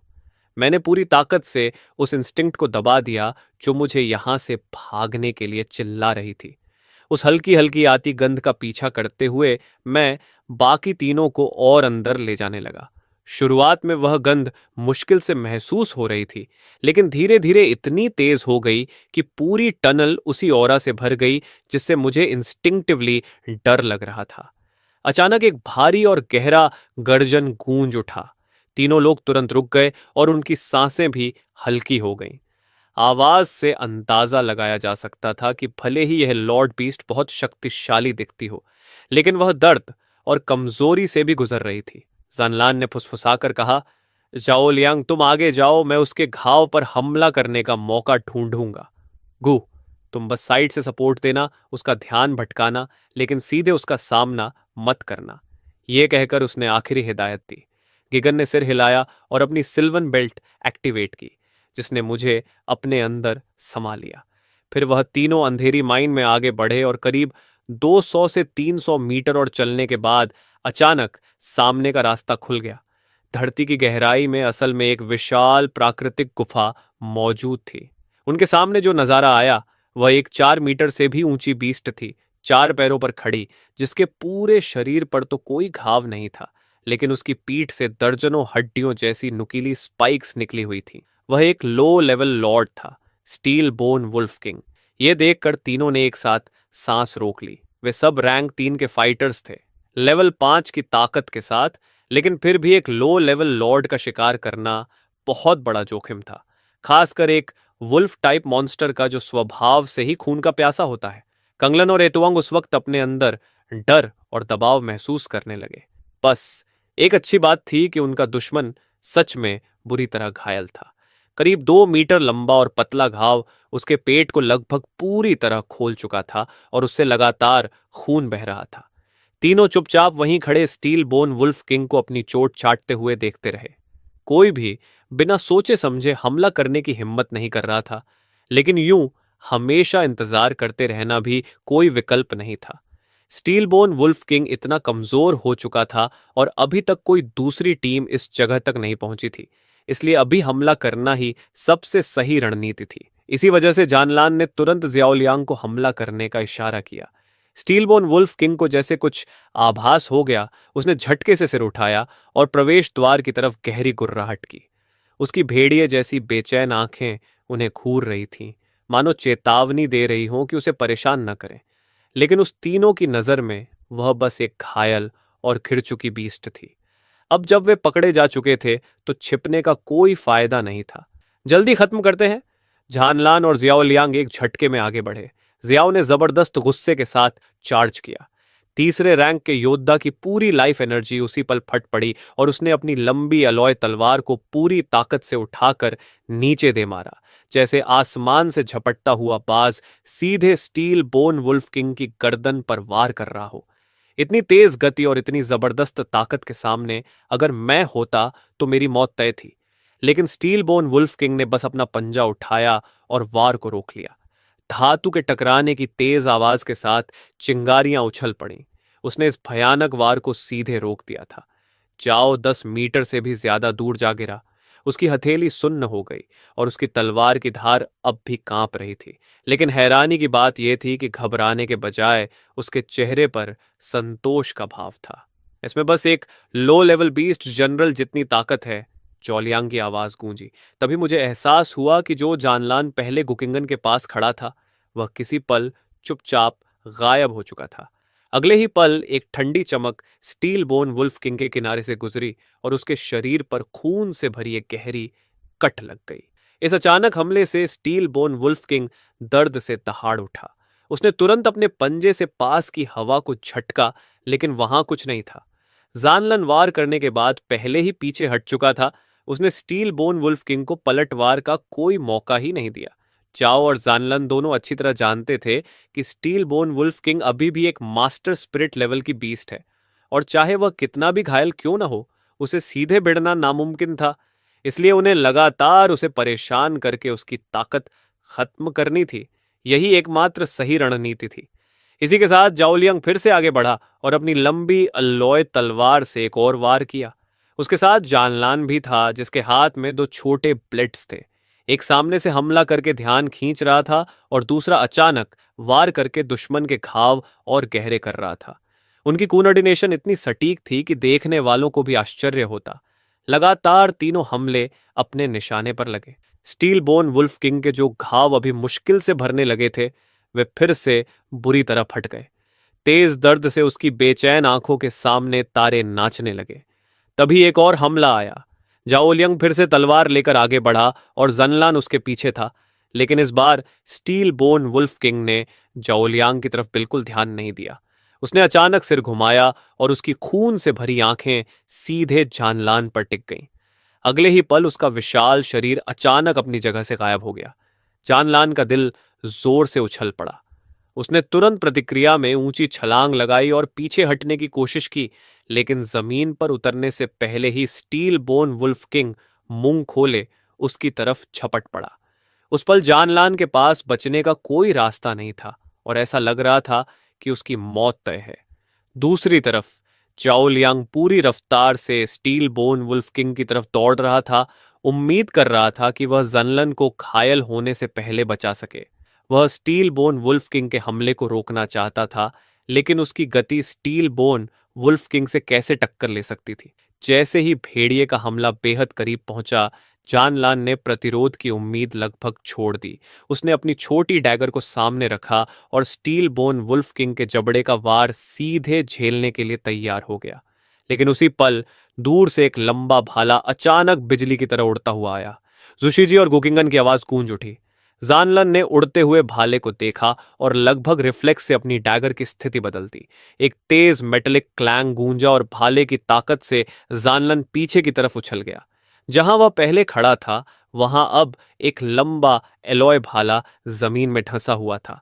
अगले ही पल एक जोरदार क्रैक की आवाज आई। वह अलॉय भाला, जो बेहद मजबूत होना चाहिए था, स्टील बोन वुल्फ किंग ने अपने एक ही काट में तोड़ दिया और वह कई टुकड़ों में बिखर गया। जानलान मुश्किल से स्टील बोन वुल्फ किंग के हमले से बच पाया। जमीन पर गिरने के बाद ही वह संभल पाया। मौत के इतने करीब आने की याद से उसकी रीढ़ तक सिहर उठी। यहां तक कि वह मजबूत अलॉय भाला भी इतनी आसानी से टूट गया था। अगर वह काट उसे लग जाता तो वह यहीं हमेशा के लिए मर जाता। भले ही गुकिंगान अभी तक सीधे लड़ाई में शामिल नहीं हुई थी, लेकिन उसकी नजर लगातार स्टील बोन वुल्फ किंग पर टिकी हुई थी। उसकी मदद से जानलान उस घातक हमले से बच तो गया, लेकिन खतरा अभी खत्म नहीं हुआ था। स्टील बोन वुल्फ किंग ने उन्हें सांस लेने का भी मौका नहीं दिया। वह तुरंत पलटा और फिर से जानलान पर झपटा, लेकिन इस बार जानलान को सहारा मिल गया था और वह तेजी से पीछे हट रहा था। उसी वक्त जियाओ लियांग का हमला आ पहुंचा। उसकी लंबी एलॉय तलवार मानो उफनती समुद्री लहरों की ताकत से भरी हुई थी और सीधे स्टील बोन वुल्फ किंग पर टूट पड़ी। हजारों पॉइंट्स की लाइफ एनर्जी उसी पल विस्फोट की तरह निकली। यहां तक कि स्टील बोन वुल्फ किंग भी इसे पूरी तरह नजरअंदाज नहीं कर सकता था। इसलिए उसने बिना झिझक पीछे हटते जानलान को छोड़ दिया और मुड़कर जियाओ लांग के पूरे हमले का सामना किया। उसका पंजा उठा और उसने जाओ लियांग की तलवार पर जोरदार वार किया। धातु के टकराने की गूंज पूरी विशाल अंडरग्राउंड स्पिरिचुअल गुफा में फैल गई। उस भयानक एनर्जी टक्कर से जमीन कांप उठी और गुफा की छत से पत्थरों के टुकड़े गिरने लगे। जाओ लियांग पीछे की तरफ धकेल दिया गया। उसने अपनी लंबी तलवार जमीन में गाड़कर पीछे की ताकत को रोका। जानलन भी पीछे हट चुका था और अब गुकिंगान के पास खड़ा था। अभी के लिए धन्यवाद, जानलान ने हल्का सा सिर घुमाकर गुकिंगन से कहा। उसकी सांस अभी भी तेज चल रही थी क्योंकि वह अभी अभी मौत से बचा था। गुकिंगन का चेहरा बिल्कुल शांत था। उसने कहा, इस बारे में तब बात करेंगे जब यहां से जिंदा निकल जाएंगे। हमारे लगातार हमलों ने इस बीस्ट को पूरी तरह भड़का दिया है। अब असली मुश्किल शुरू होने वाली है। तुम दोनों अकेले इस बीस्ट को नहीं गिरा पाओगे चियाओबे, और मुझे भी इस लड़ाई में उतरना पड़ेगा। मैं बस स्टील बोन वुल्फ किंग का ध्यान भटकाने के लिए उसे परेशान करती रहूंगी। बाकी सब तुम और हमारे बड़े भाई जो पर निर्भर करेगा। यह सुनकर जानलान और जोन लियंग ने एक दूसरे की तरफ देखा और फिर एक साथ सिर हिला दिया। उसके बाद जानलान ने अपने स्टोरेज स्पेस से एक लंबा एलॉय भाला निकाला और उसे गुकिंगन की तरफ बढ़ाते हुए कहा, इसकी क्वालिटी खास नहीं है, लेकिन फिलहाल इसे इस्तेमाल कर लो। जैसे ही जानलान ने हमला शुरू करने का संकेत दिया, तीनों एक साथ हरकत में आ गए। उधर मैं अंधेरे का फायदा उठाकर चुपचाप स्टील बोन वुल्फ किंग के करीब सरकने लगा। इस बार जियाओलियांग ने बिल्कुल भी खुद को नहीं रोका। उसकी हर तलवार का वार पूरी ताकत से गिर रहा था। दूसरी तरफ जानलान अब पहले से ज्यादा सावधान हो गया था। वह कम वार कर रहा था, लेकिन हर वार सीधे स्टील बोन वुल्फ किंग के पेट के घाव को और बड़ा करने के लिए था। गुकिंगन हाथ में भाला लेकर तैयार खड़ी थी और हर बार जब जानलन हमला करने जाता, वह भी उसी पल एक साथ वार करने की कोशिश करती ताकि उस पर पड़ने वाला दबाव थोड़ा कम हो सके। तीनों के संयुक्त हमलों के सामने स्टील बोन वुल्फ किंग के पेट का घाव लगातार फैलता जा रहा था और खून बिना रुके बह रहा था। अगर ये हालात ज्यादा देर तक ऐसे ही चलते रहते तो उसकी हालत और खराब हो जाती, और स्टील बोन वुल्फ किंग को यह बात साफ समझ आ गई थी। उसने अचानक सिर उठाया और एक लंबी भयानक हुआंकार भरी। उसी पल मुझे लगा जैसे मेरा दिमाग डगमगा गया हो और एक अजीब सा ट्रांस और भ्रम मेरे अंदर फैल गया। मेरा शरीर मेरी इच्छा के खिलाफ रेंगते हुए स्टील बोन वुल्फ किंग की तरफ बढ़ने लगा। बाकी तीनों ने तुरंत इंस्टिंक्ट से अपने कानों पर हाथ रख लिए, लेकिन उनका मन भी उस आवाज से बच नहीं पाया और उनके शरीर कुछ पलों के लिए सुस्त हो गए। स्टील बोन वुल्फ किंग ने यह मौका बिल्कुल नहीं छोड़ा। उसकी लाल आंखें पूरे मैदान पर घूमी और अगले ही पल वह बिजली की तरह जाओलियांग और जानलान की तरफ झपटा। उसने अपने पंजे उठाए और जोर से नीचे मारे। एक भारी धमाका गूंजा और जाओ तथा जानलन दोनों हवा में उछलकर गुफा की दीवार से टकरा गए। वे इतनी जोर से गिरे कि खड़े होना भी उनके लिए मुश्किल हो गया और उनकी सारी लड़ने की ताकत खत्म हो चुकी थी। स्टील बोन वुल्फ किंग की तेज नजरें फिर घूमी और वह गुकिंगन की तरफ बढ़ने लगा। लेकिन हैरानी की बात यह थी कि गुकिंगन के चेहरे पर जरा भी डर या घबराहट नहीं थी, बल्कि उसका चेहरा असामान्य रूप से शांत था। तभी उसने अचानक चिल्लाकर कहा, सोल एक्सटिंग्विशिंग नीडल। जो गुकिंगन कुछ पल पहले जड़ सी खड़ी थी, उसने अचानक जोर से आवाज लगाई और उसी पल पूरी गुफा में तेज हवा का तूफान उठ खड़ा हुआ। स्टील बोन वुल्फ किंग, जिसने अभी अपना पंजा उठाया ही था, अचानक वहीं जड़ हो गया और उसकी आंखें खाली सी हो गईं। उसी समय मैं, जिसका मन उस भयानक हुआंकार से हिल गया था, अचानक एक सिहरन महसूस करते हुए फिर से अपने शरीर पर काबू पा सका। लेकिन उस हमले को करने के बाद गुकिंगान की हालत बेहद खराब हो गई। उसका शरीर ढीला पड़कर जमीन पर गिर गया और वह खड़ी भी नहीं रह पा रही थी। तभी उसकी कमजोर आवाज आई, चियोबे, और मैं तुरंत समझ गया कि वह क्या कहना चाहती है। मेरी परछाई बिजली की तरह आगे बढ़ी और मैंने अपने दांत स्टील बोन वुल्फ किंग के पेट के घाव में गड़ा दिए। उसी पल मेरा जहर पूरी ताकत से फूट पड़ा और मानो अनंत मात्रा में उसके शरीर के अंदर भरता चला गया। लॉर्ड लेवल की स्ट्रेंज बीस्ट्स की डिफेंस बेहद मजबूत होती है और मैं साफ महसूस कर सकता था कि स्टील बोन वुल्फ किंग का खून और एनर्जी मेरे जहर को रोकने की कोशिश कर रहे हैं। फिर भी वह तुरंत नहीं गिरा। अब मैदान में हम तीनों की लड़ने की क्षमता लगभग खत्म हो चुकी थी। अगर मैंने इस मौके का फायदा नहीं उठाया तो आज हम सब यहीं मर जाते। जैसे ही मैंने देखा कि स्टील बोन वुल्फ किंग की चेतना वापस आने वाली है, मैंने एक बेहद खतरनाक फैसला लिया और सीधे उसके शरीर के अंदर घुस गया। असहनीय दर्द से स्टील बोन वुल्फ किंग फिर से होश में आ गया और उसकी दर्द भरी दहाड़ें गूंजने लगीं। मैंने अपना मुंह खोलकर पूरी ताकत से काटा और एक और भारी मात्रा में जहर उसके अंदरूनी अंगों में भर दिया। उसकी बाहरी रक्षा भले ही बेहद मजबूत थी, लेकिन उसके अंदरूनी अंग इतने मजबूत नहीं हो सकते थे। दर्द से पागल होकर स्टील बोन वुल्फ किंग इधर उधर भागने लगा, खून उबलते हुए बहने लगा और उसकी दहाड़ें धीरे धीरे कमजोर पड़ती गईं। करीब 10 सेकंड बाद वह भारी धमाके के साथ जमीन पर गिर पड़ा, आखिरी बार तड़पा और फिर पूरी तरह शांत हो गया। सब खत्म हो गया था। जिन 3 लोगों ने अपनी सारी उम्मीदें मुझ पर लगा दी थीं, उनके चेहरों पर आखिरकार राहत और खुशी की झलक दिखाई दी। वे भारी कदमों से स्टील बोन वुल्फ किंग के पास पहुंचे। तभी अचानक उसके पेट में हलचल हुई और वहां से एक हल्की चमक निकलने लगी। तलवार पकड़े हाथ तुरंत कस गए, लेकिन उससे पहले कि वे कुछ करते, उन्होंने मुझे उसके शरीर के अंदर से बाहर निकलते देखा। मेरे मुंह में कोई अनजान सा अंग था और मैं पूरा खून से लथपथ था, लेकिन ऊर्जा से भरा हुआ लग रहा था। तभी सिस्टम की आवाज गूंजी, बधाई हो, आपने lord class steel bone wolf king को डिवॉर किया है। आपको 350 वाइटैलिटी पॉइंट्स मिले हैं। आपको 220 प्यूरिफिकेशन पॉइंट्स मिले हैं। बधाई हो, आपने प्यूरिफिकेशन टेक्निक की एक नई ब्रांच अनलॉक की है, स्टील बोन्स। इसे एक्टिवेट करने पर पूरे स्केलेटन की रेजिस्टेंस बढ़ जाती है। सच में लॉर्ड क्लास की अपनॉर्मल बीस्ट्स बेहद कमाल की होती हैं। सिर्फ उसके एक अंग से ही मुझे 350 वाइटैलिटी पॉइंट्स, 220 प्यूरिफिकेशन पॉइंट्स और एक नई टेक्निक ब्रांच मिल गई। इतनी अचानक और भारी मात्रा में विटैलिटी मिलने से मुझे लगा जैसे मेरे अंदर की एनर्जी उबल रही हो और मेरा शरीर फटने वाला हो। यह एहसास बिल्कुल वैसा ही था जैसा पहली बार प्यूरिफिकेशन पिल निगलने पर हुआ था। मैंने सोचा भी नहीं था कि लेवल 4 पर पहुंचने के बाद भी मेरी इम्प्रूव्ड डाइजेशन इतनी जल्दी भर जाएगी। आखिरकार मेरे पास कोई और रास्ता नहीं बचा और मुझे अपनी डाइजेशन स्किल को एक और लेवल बढ़ाना पड़ा।